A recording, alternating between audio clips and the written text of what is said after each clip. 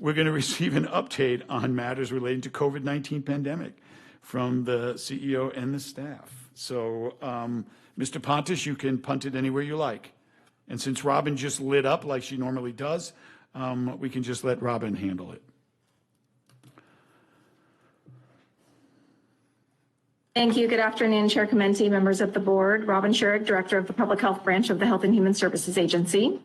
I'll start with our tier assignment data. We remain in the red tier along with only 11 other counties. None are in the purple, 39 are in the orange, and 7 are in the yellow. Our case rate decreased from 10.2 daily cases per 100,000 population last week to 7.5 this week, so that's an improvement, but it's still in the red tier, making it among the highest in the state. Our test positivity was already low, and it also decreased from 3.9% last week to 2.7% this week. As long as it stays at or below 8%, then a case rate of less than 6 would qualify us for the orange tier. And again, we would need to meet that criteria for 2 weeks in a row before we would move to the orange. On to vaccination, the total number of doses of vaccine that have been administered to Shasta County residents is now 84,719. The number of Shasta County residents who are fully vaccinated is 37,058, which is about 27% of the eligible population, so those age 16 and older. Another 14,123, or about 10% of the eligible population, are partially vaccinated, for a total of 37.1% of our eligible population having received at least 1 dose of vaccine. And we have the 7th lowest vaccination rate of the state's 58 counties, so only 6 other counties have rates lower than ours, and statewide, the percentage of the eligible population that's received at least 1 dose is 60.9%, again, compared to our 37.1%. So because we have one of the highest case rates in the state and one of the lowest vaccination rates in the state, we're encouraging people to get vaccinated. And we're also reminding people, including vaccinated people, of the importance of continuing to mask and distance, especially in crowded public spaces and indoors, as the restrictions loosen and there start to be more events and gatherings happening. Because COVID is still very much present in our community, it's important to use these prevention measures in an additive way, meaning that just one of them, like vaccine or masking or distancing, is not as likely to be effective as if we layer them together, like the Swiss cheese analogy you may have heard of. We're also encouraging 16 and 17-year-olds, as well as young adults, to get vaccinated, especially those who may be around older or otherwise vulnerable people, either in their family or through their job, and young people playing sports now or planning similar activities over the summer.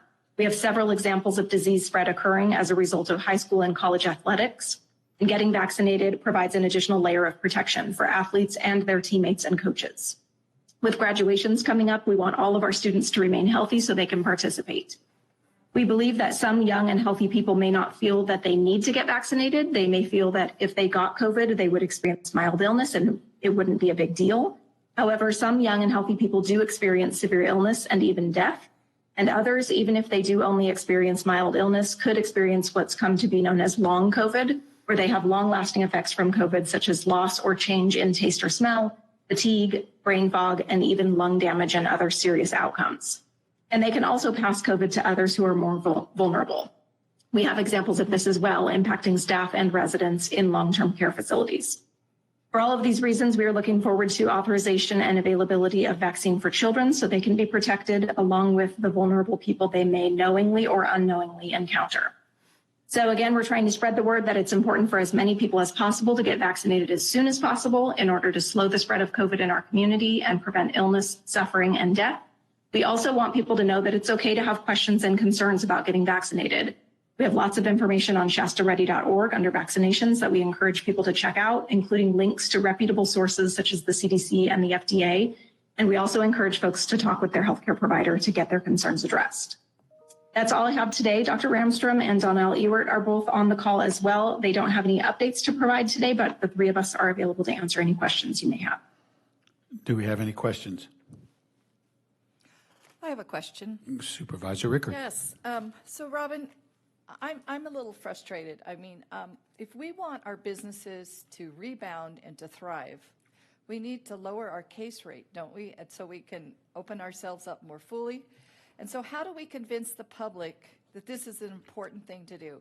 It seems like we get criticized by people all the time that come to our board chambers, and yet if they would help us help businesses, I mean, that's the people that aren't vaccinated, aren't wearing masks, that aren't social distancing, that's part of the problem. And how do we get that message out there to say, you know, if you want people to improve their businesses, this is what you can do to help?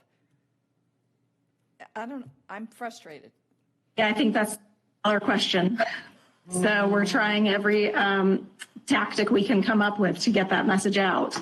So anything that you can do to help us get that message out is appreciated. But yes, you're right. In order to open up, you know, more businesses and be allowed to do more things, the solution is to reduce our case rate. And the way that we do that is by getting vaccinated, as well as continuing to mask and distance so that we're not spreading disease. Thank you.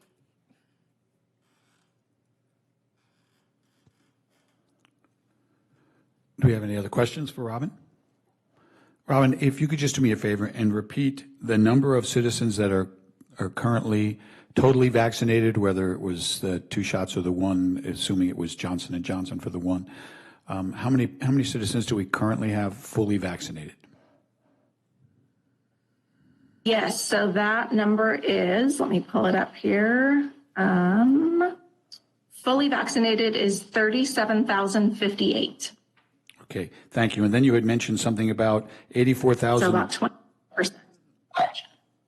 You had mentioned something about doses, 84,000 doses. Yes, the number of doses administered to Shasta County residents is 84,719. Thank you. Okay, do we have any other questions for anyone in public health or for Mr. Ewert? Seeing there are none, I will once again thank you for your diligence and your vigilance in this, what appears to just be a never-ending saga of COVID-19. But we thank you for your efforts very much. Thank you.